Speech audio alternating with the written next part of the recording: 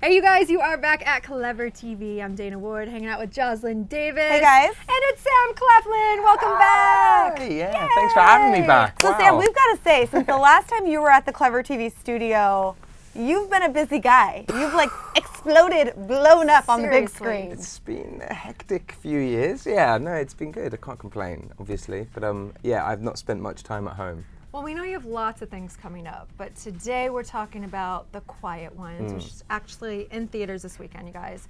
Why is it called The Quiet Ones? The Quiet Ones. The Quiet Ones. You see, it's based on these experiments, and you know, I think the people involved in these experiments have to keep quiet. So that's basically where that comes from, I think. So they're based on real experiments that a professor back in the 1970s believed that he could cure mankind by basically exercising people's negative energy. So people who were like angry or depressed, he believed that he could sort of suck it out of them and create supernatural beings with said negative energy. So this is based very loosely, you know, obviously this is a horror movie, so things go wrong. But apparently there was, you know, some results that were a little spooky, I guess, when they did the original one. So it's Ooh, and your character does not really believe in any of this nonsense. Yeah, he's a non-believer. But I mean, what's great and what was great for me is because I'm equally a non-believer, so I think we had a lot in common in that sense. But you know, as they go through the journey, he kind of gets deeper and deeper involved in the experiments, and therefore finds it difficult to leave, and he becomes curious, of course. I always love hearing behind-the-scenes stories. I feel like with every thriller or horror movie that comes out, you always hear like about weird things happening on the set. Was there anything crazy that went down on the set? Nothing of the supernatural kind. No, unfortunately not. It was a very, very spooky house that we shot in. In fact, like an office building. So there was like this hugely deserted and abandoned office building with a house attached to it. So that in itself was a bit creepy. You're like, who would live in an office? But yeah, I mean, it had been abandoned for years and years, so it was kind of moldy and a bit decrepit, you know, and it was. But the truth of the matter is, we shot during the day and we basically blacked out the windows, so you kind of got yourself into that atmosphere and that mood, kind of going, oh my god, it's spooky. You open a door and it's sunlight, and you're like, oh man. But then there's also, you know, you have 50 to 100 people kind of standing behind the camera making a film work, so you never felt alone, you know? I mean, yeah, exactly. So speaking of movie magic, when you've seen yourself in the trailers, in the featurettes, or maybe in the movie, what's the best example of the film really coming to life? Something totally different from what you shot as to what you're seeing on the screen.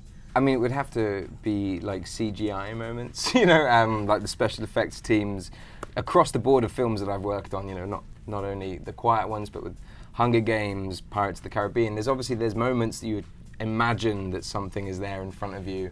And, you know, I mean, for example, the Hunger Games big fight that me, Jennifer, and Josh had with the imaginary monkeys, as we put it. Oh, yeah. I mean, we were literally fighting the atmosphere in Hawaiian jungles.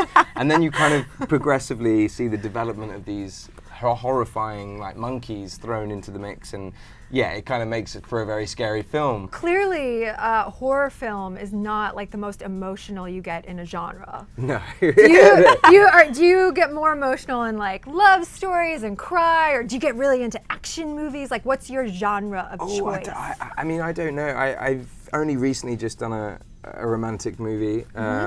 With Lily Collins, right? Yeah, Lily Collins, and you know, obviously you get invested in the story and the characters, and you still see someone crying in front of you and you want to cry. So it's in that sense, and we became very good friends, so you're literally watching one of your best friends cry in front of you, and it's quite emotional. So that in itself, you get very emotionally invested in. But then action movies, for me, I mean, I think that's the line that I kind of want to go down eventually. Like, I'd like to think of myself as somewhat a good swordsman.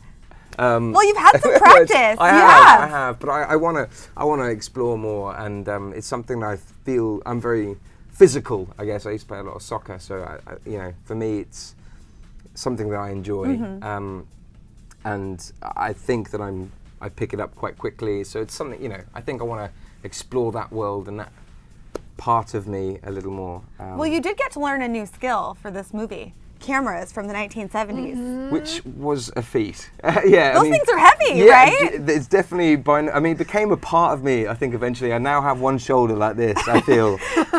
But it was an amazing experience, kind of, doing all the research into 1970s equipment, and they gave me an opportunity to work with the London Film School and go in and work on the 1970s machines and like learn how to cut film, and it was really like interesting. antiques at this point, Literally right? antique, and it's never used, and it's a shame to sort of see that art form kind of dying out.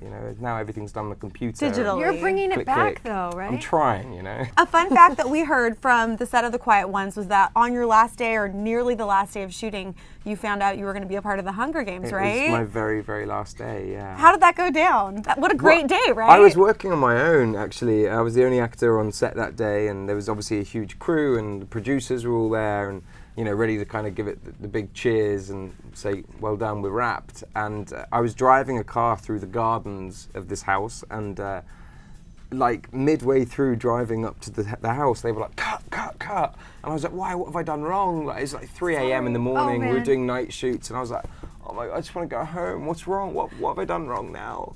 And they were like, no, you have to take this phone call.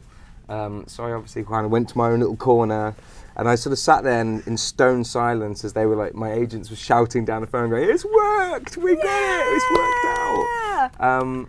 And I was so in shock that I didn't say, there was no reaction. I just like, oh my God. Awesome. So what scene did this happen in while you were shooting?